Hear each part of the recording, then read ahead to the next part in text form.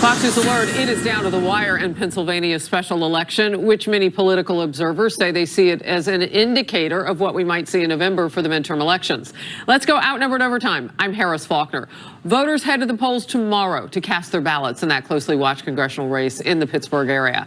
The president's son, Donald Trump Jr., campaigning today with Republican candidate Rick Saccone, just got word he's on the ground, Don Jr., after President Trump stumped for the candidate over the weekend. Democrat Connor Lamb also held rallies over the weekend as polls show the race is squeaky tight. Lamb hoping for an upset in that district that President Trump won by nearly 20 points. The president called on his supporters to help push Rick Saccone over the top. His opponent is not voting for us. He can say all he wants. There's no way he's voting for us ever, ever. And he can be nice to me, and he is. But there's no way he's ever voting for me. Rick is going to vote for us all the time. Thanks and recognition is due to those who work so hard in organized labor, in our schools, in our hospitals. If I have the honor of serving as your next member of Congress, we will extend the same thank you and recognition, not just in words, but in actions. Molly Lyon is live in Canonsburg, Penn, with more. Good to see you. Good to see you, Harris. As you mentioned, this race proving to be a competitive one, a toss-up, despite this being a reliably red area of the state, the southwestern corner of Pennsylvania. And we are outside of a chocolate factory. So as you might imagine, I'm having a pretty good day out here on the campaign trail. Donald Trump Jr. is here to campaign for the Republican candidate at Saris's Chocolate, Saris's Candy. And this is really an all-hands-on-deck approach as far as the GOP and the Republicans are concerned. It's a special election, and they often can get a little bit outsized attention. Now, one of the biggest attention getters in the entire GOP, of course, made a stop, as you mentioned, over the weekend. The president himself, speaking for over an hour, hitting topics with residents there as he spoke behind many of those supporters here in this region. He touched on steel tariffs, but he also enthusiastically backed his candidate, State Representative Rick Saccone, telling the crowd to get out and vote on Tuesday. And Saccone also took a chance to speak. President Trump's in your corner. How can you lose? He's the best man you could ask, anyone could ask to be in your corner.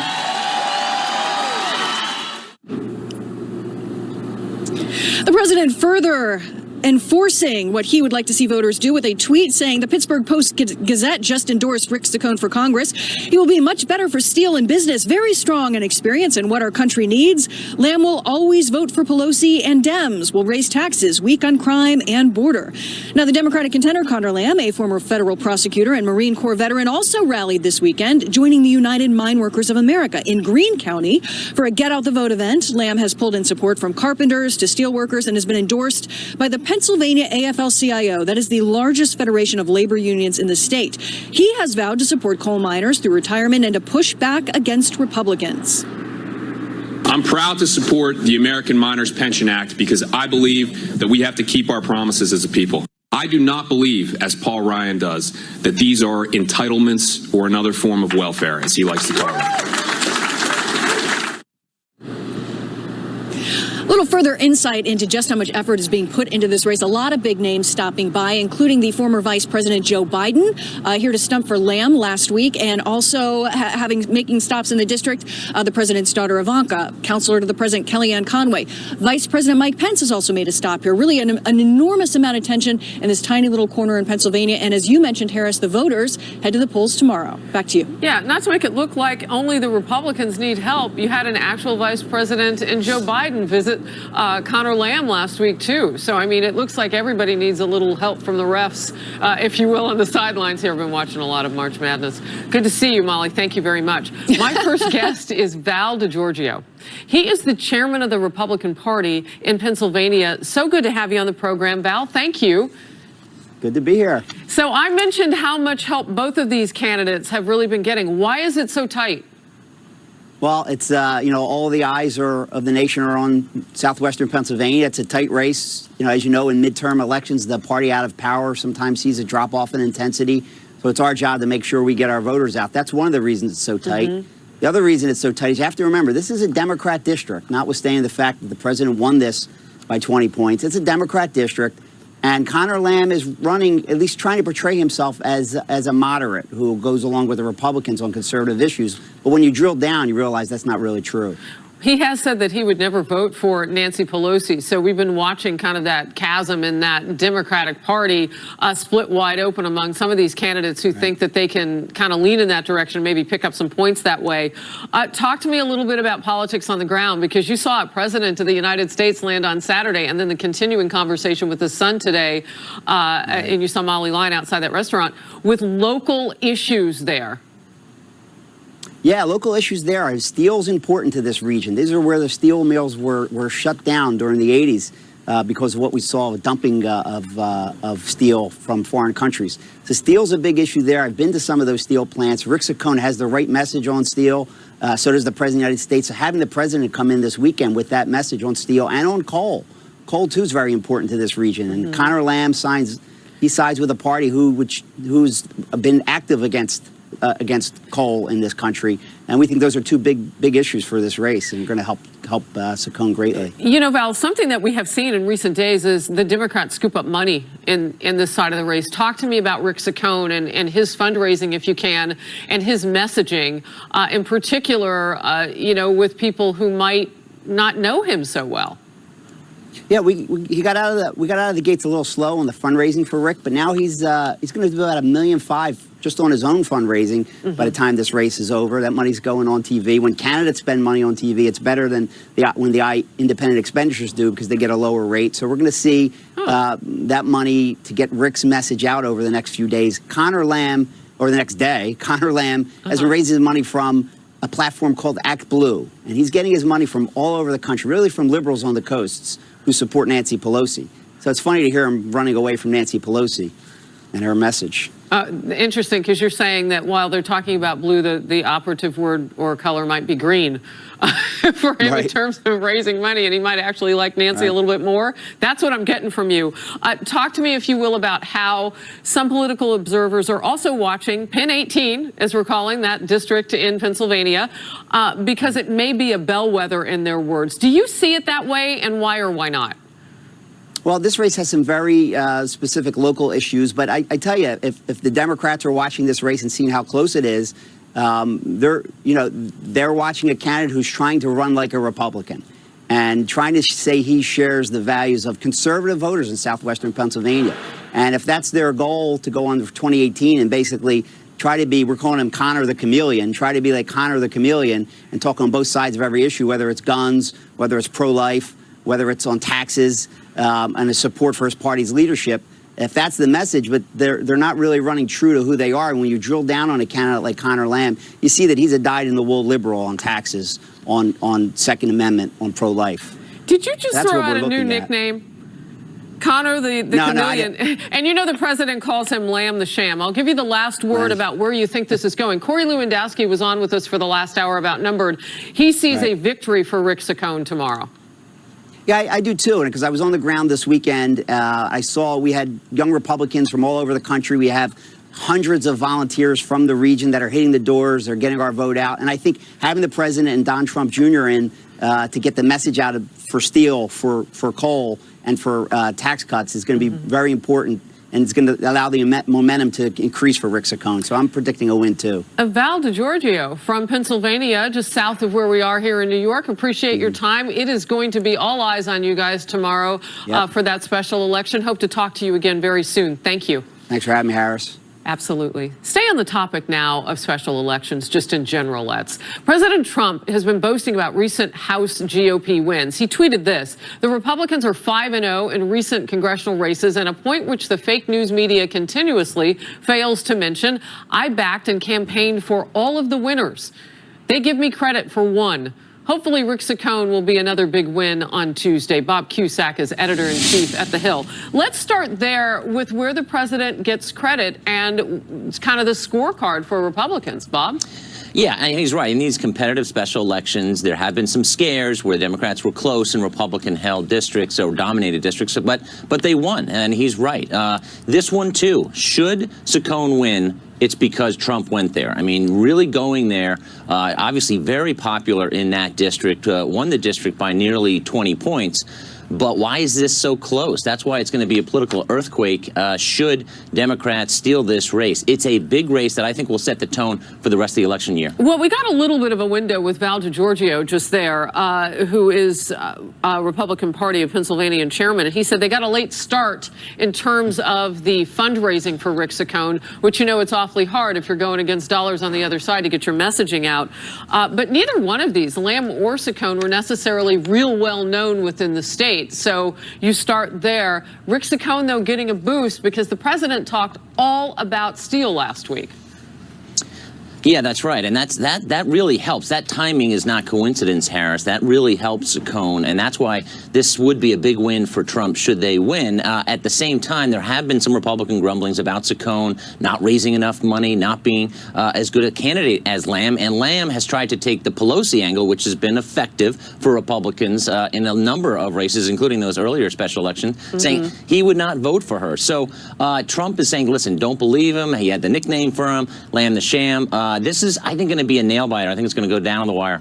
Wow. When I asked a former campaign manager for President Trump, Corey Lewandowski, on the last hour, what he thought about this race, he said, you know, you've got to pay attention to what the Democrats are doing with this sort of new kind of candidate. Let's watch, and then I'll get your response. Candidate that the Democrats should be trying to embrace across the country. He's got a military pedigree to him, right? Do you think they are? Look, they should. You know, you can run as far left progressives, or you can run as the Connor Lambs and try and go to Washington and try and actually work with the administration on important issues. Wow, a little bit of strategy coming there. You know, watch out, Republicans. You know, your thoughts. Yeah, well, when Democrats won back the House in 2006, they had a lot of pro-life Democrats and pro-gun Democrats. Now it's different because the party has moved way left. So you're not seeing pro-life, pro-gun Democrats. But this Connor Lamb has been tried to say, hey, I'm a moderate. I'm willing to work with President Trump. He praised what Trump did on tariffs. So I think you could see the model. I'm not going to vote for Pelosi. You could see the model for other Democrats in general elections. You know, I didn't miss what you just said about guns. I'll bring up religion, too, and how different it used to be for Democrats. You know who helped potentially change some of that was President Obama, when he said that people were clinging to their guns and religion. I mean, and you saw a pitch to the left for the Democrats, and you continue to see it as Hillary Clinton ran. Yeah, and that's a problem for Democrats. They have a lot of candidates running in races, Harris, but maybe in some of these races, certainly the most liberal Democrat is going to win, and that's not going to, that candidate can't win in the general election. So it's kind of a dilemma for Democrats. Okay, talk to me a little bit about redistricting, because we've got a special election, and then we have another election coming up in several places where this will be a factor. Yeah, this has really sent Pennsylvania scrambling. Different districts, the courts have spoken, and it doesn't look like there's going to be any change in it. So now Republicans say that ruling by the Pennsylvania Supreme Court is not fair. But you're going to see this is another reason why Democrats are feeling hopeful that they can win the House, because it's going to probably lead to more Democrats in Pennsylvania. All right, real quickly before I let you go, Bob, on this idea of appealing that redistricting, where are Republicans right now? I mean, they're appealing it, but legal experts think this is the map that you're going to see in the fall of 2018, and it has and it's very different than the current one. So it, both for fundraising and as well for positioning yourself, it's really set the whole state scrambling, both on the Republican and Democratic side. All right, Bob Cusack, The Hill. Thank you very much. Great to see you today. Thanks, Harris. A search is underway, and another sanctuary city in the spotlight, after an illegal immigrant suspected of drunk driving and fleeing the scene of a deadly crash is now out of jail and has now vanished. They're calling it an immigration alert. A live report ahead. Plus, some critics of the president having it both ways. First, they wanted more diplomacy with North Korea. Now they're worried that there's too much diplomacy with North Korea. Really? Stay close. These are real achievements. These are conditions that the North Korean regime has never submitted to in exchange for conversations. New reaction now to President Trump's decision to accept an invitation from North Korean dictator Kim Jong-un to meet face-to-face. CIA Director Mike Pompeo is crediting the president for the historic development and highlighting how much the administration has gained without giving anything away. Watch. Make no mistake about it. While these negotiations are going on, there will be no concessions made. The activity of this administration to disrupt the North Korean economy, to put pressure on North Korea, to galvanize the world in a way that you have countries from the Middle East to Europe and Asia placing sanctions on the North Korean regime, those will continue, and we'll see how the talks and the negotiations proceed. Not everybody's echoing that enthusiasm. Democrat Senator Elizabeth Warren took a more cautious approach. I am very concerned that the president may be taken advantage of here. I want to see the president succeed, but I'm worried about going into these negotiations without a strategy and without a strong, full State Department to back him up. I wonder how she knows that strategy part, because nobody even knew the announcement was coming. Jennifer Griffin is live at the Pentagon with the latest. Just the facts now, Jen. Well, Harris, North Korea has not said anything publicly about the meeting between President Trump and Kim Jong-un. Defense Secretary Jim Mattis was asked about the prospects of talks with Kim Jong-un en route to the Middle East. I do not want to talk about Korea at all. I'll leave it to those who are leading the effort, because it's that delicate. When you get into a position like this, the potential for misunderstanding remains very high or goes higher.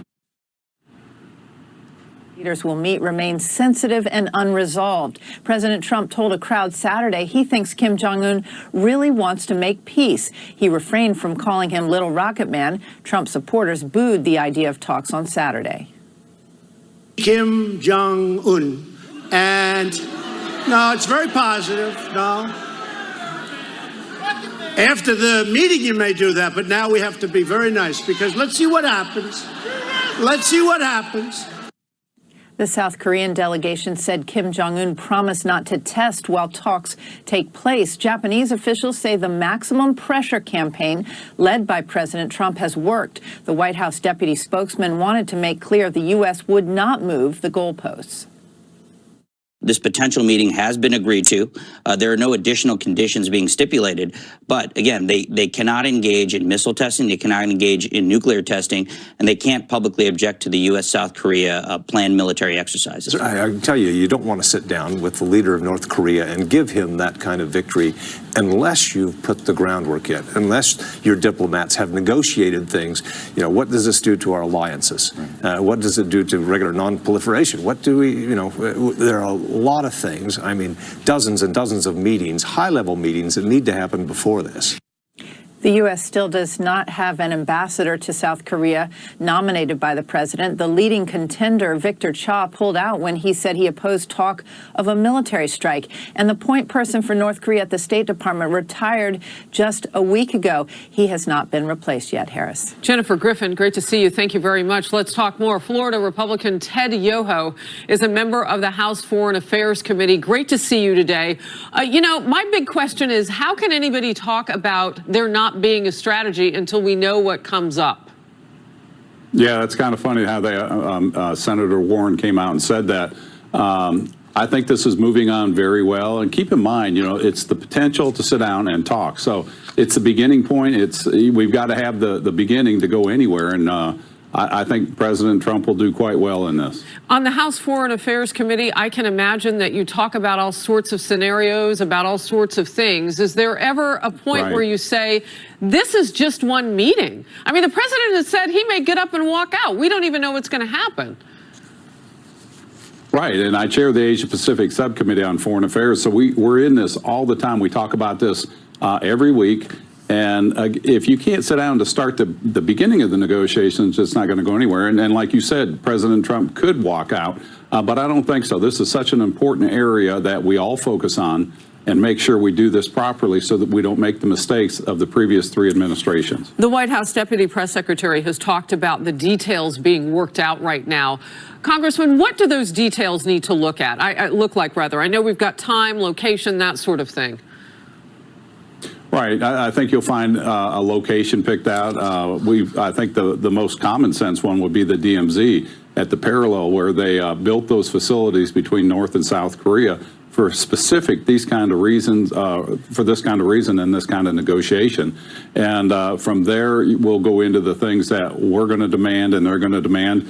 And I think the best thing is that we all need to sit and watch patiently as this unrolls, and let's all hope that we can get to a peaceful negotiation where there's denuclearization and hopefully unification of the Korean Peninsula. Right, and I hear from what you're saying, you don't expect any of that to be automatic anyway. You know, I remember the last time under President Clinton, a failure in this end, and it wasn't our president who sat down with Kim Jong-il, Un's father. It was Madeleine Albright, our Secretary of State, and that was a hot mess. And they had a strategy, apparently. She sat for 6 hours, and it was embarrassing. Well, it is, and you brought up a great point. As Senator Warren says she's worried about the strategy, and I've heard other people say, well, we need to have experienced diplomats. Keep in mind, as you just brought up from President Clinton and President Bush and then President Obama, they had the experienced career diplomats.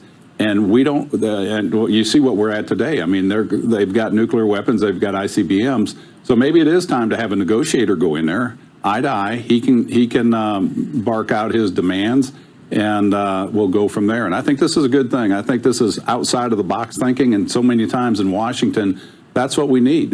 We got to get out of the playbook that didn't work in the past. This is playing out while our top diplomat, Rex Tillerson of the Secretary of State, is out of the country. He's on the continent of Africa on a prolonged trip there. But he did make the comment that he hasn't heard yet directly back from North Korea, but he expects to. Can you talk with me, Congressman, about where we are with our diplomats and if we have enough staffing? We could always use more, but keep in mind there's a lot of them that have been nominated. They haven't worked through the Senate yet, and the holdup is in the Senate. And that's something that I think they all need to work through. But talking to Secretary Tillerson, and I've got the utmost respect for him, I think he's doing an awesome job. He feels they maybe have not enough people in some areas, but keep in mind, he said, the people that are there are doing an awesome job in fulfilling the needs and the diplomatic needs of the United States of America and representing that. And we've had the opportunity to travel to those areas, and it seems like our relationships with these countries are strong in the Southeast Asia Pacific region. It could be better always, and I think with the staff that we have, they're doing an awesome job.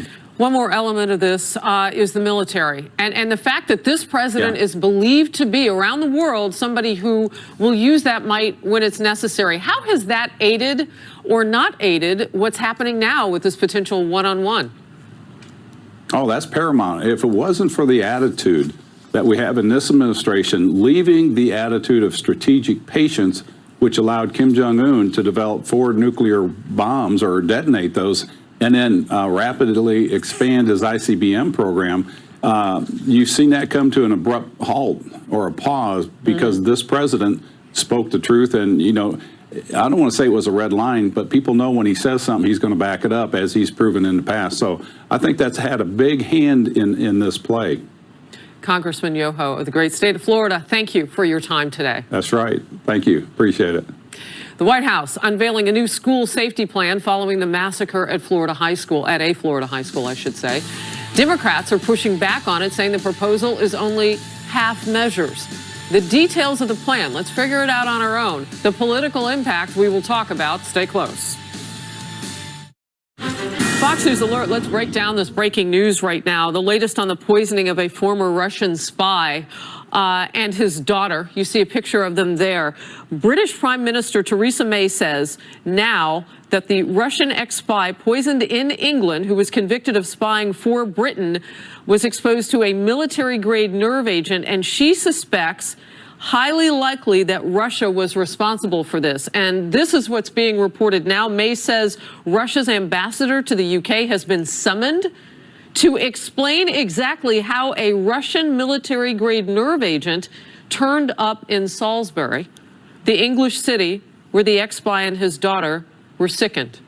There are some 20 other people that they are looking at in terms of medical harm from all of this, too. The Prime Minister says if Moscow is proven to be behind the poisoning, her government will consider it an unlawful use of force by Russia. This just coming into our newsroom right now, so we are following this as this goes ahead.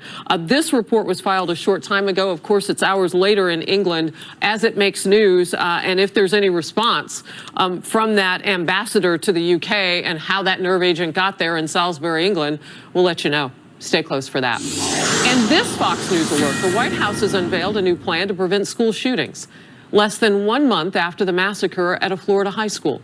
The recommendations include support for training and arming teachers, as well as tightening federal background checks. But President Trump apparently backing off, increasing the minimum age to buy certain types of guns. The plan already coming under fire from Senate Minority Leader Chuck Schumer, who says this, quote, "The White House has taken tiny baby steps designed not to upset the NRA when the gun violence epidemic in this country demands that giant steps be taken." Education Secretary Betsy DeVos, who will lead a White House commission examining ways to protect schools from gun violence, responded to Schumer a short time ago. Watch. The president wants to see Congress act now, take these steps today, and then let's look at what we can do as next steps beyond that. But every time we've had a situation like this, we've had a lot of discussion and camps go into their various corners, and then we sit and don't get anything done. Kevin Corke is live for us outside the White House. Kevin? Heather Harris, you heard the Education Secretary there. Clearly, school administration, rather school safety that is a key cornerstone of the administration's domestic policy for 2018. And it's something that we have talked a great deal about since the unfortunate circumstance that happened down in Parkland, Florida. You just showed there the Education Secretary who's been out today talking about heading up this commission to do whatever it takes to keep American school kids safe. Everything is on the table, and part of the job of this commission will be to study that and see if that is advanced ultimately as a recommendation in next steps. The point being, there are many steps to be taken now and additional steps that will be taken down the road as we do the work of the commission. Okay, so let's just break down some of the bullet points that I think the folks at home will find instructive. It's going to include this White House plan we've been talking about, an audit of the FBI tip line, a commission to study raising the age to buy long guns to 21, and, as you pointed out, Harris, rigorous firearms training for qualified teachers. The president, meanwhile, has taken to Twitter to reiterate his support to do whatever it takes to increase school safety in this country, despite the political pushback he's gotten. By the way, it's come from both sides of the aisle, but in particular from Democrats. Let me take you to Twitter so you can see what the president has had to say about it already today. He said very strong improvement and strengthening of background checks will be fully backed by White House. Legislation moving forward. Bump stocks will soon be out. He also added this: highly trained expert teachers will be allowed to conceal carry subject to state law. Armed guards, okay. Deterrent. But there are those out there who are already saying you're missing the point here, Mr. President. And that person would be Adam Schiff of California, the congressman. Let me share his tweet. Actually, Mr. President, there's overwhelming political support for gun safety reform, including age limits, universal background checks, and an assault weapons ban. Like you said, too many Republicans are scared of the NRA, including, plainly, you. We'll learn more at the briefing, Harris. That's coming up at around 2:30. Back to you. Kevin Corke, thank you very much. Republican Congressman Scott Taylor of Virginia, who is also a former Navy SEAL, joins us now. Great to see you, Congressman. You might have some pushback on Representative Adam Schiff, because if you look at what they did down in Florida, the legislature there, led by Republicans, did push back on the NRA. Your thoughts? Well, if Mr. Schiff believes there's overwhelming political support to do exactly what his agenda is there, then he should submit a bill and see where it gets him. I don't think there's overwhelming political support whatsoever to do what he wants to do, and that's curtailing the Second Amendment. So I think he's way off. Well, and I just want to finish the point on the NRA in Florida. They've gotten pushed back on so much that there's a lawsuit over what the Florida legislature and the governor of Florida, a Republican, just signed. So there is some movement here. So as Democrats look across the aisle, I wonder what their movement will look like. Representative? So I think there are folks, I mean, listen, let me preface this by saying there is an equality of desire across this nation to make sure that we protect our most precious asset, our future, quite frankly, our children. To the extent that what Mr. Schiff wants to do is absolutely infringing on our Second Amendment rights. There is not overwhelming political support for that. No way. There are folks, of course, that are on both sides, though, that do want to have more robust background checks, that want to look how we can empower the individual. You know, in the case of Parkland, of course, his own family understood that there were some big problems here. So how do we empower them? Do we do something that's sort of like a restraining order but doesn't impinge on civil liberties? It allows the person who's accused to, of course, go to a judge, but it allows people who are close to them to do something to stop people who shouldn't have guns from getting them. But there are federal authorities, there are state authorities, and local authorities, quite frankly, with regards to school systems, that we need to understand who can do what and then how we can progress and move forward. You know, I want to lean on your perspective as a former Navy SEAL, now military member. You've got the president potentially giving some cover to those states who might want to move on something with age restriction, bump that up from 18 to 21 for certain guns, by saying he's watching to see how those cases really play out. From your perspective, as a military person coming home, a lot of our military men and women are younger than 21. What do you think? There's no question about that, but obviously in this country, to buy a handgun, you have to be 21. So I understand what the president's saying, and quite frankly, a lot of people on both sides, that if you have to be 21 to buy a handgun, then why shouldn't you have to be 21 to have a semi-automatic gun that has a removable magazine? Now, what I'd submit to you, a lot of folks say that. Yeah, I joined the military when I was 18, a month after high school. Perfect example. But I've been... Perfect example, but it's also in a pretty controlled environment. I mean, even in war, if you're your typical Army soldier who's 18, 19 years old, it's a controlled environment, you know, with their guns. So I understand that perspective. I think that should be discussed. You know, not just long guns in general, but I mean, when you're talking about semi-automatic rifles and potentially moving it to where we are with handguns, I think that's something that should be discussed and debated. And I think that you would find support and opposition, quite frankly, on both sides of that issue. So it's something that the pass Congress? Yeah, I think so. You know, again, you know, the House already passed, you know, making the background checks and NICS system more robust. We passed that sitting in the Senate right now. It does have concealed carry reciprocity on it. I imagine that they might, you know, you could probably take concealed carry out of it, pass that, which is very, very important.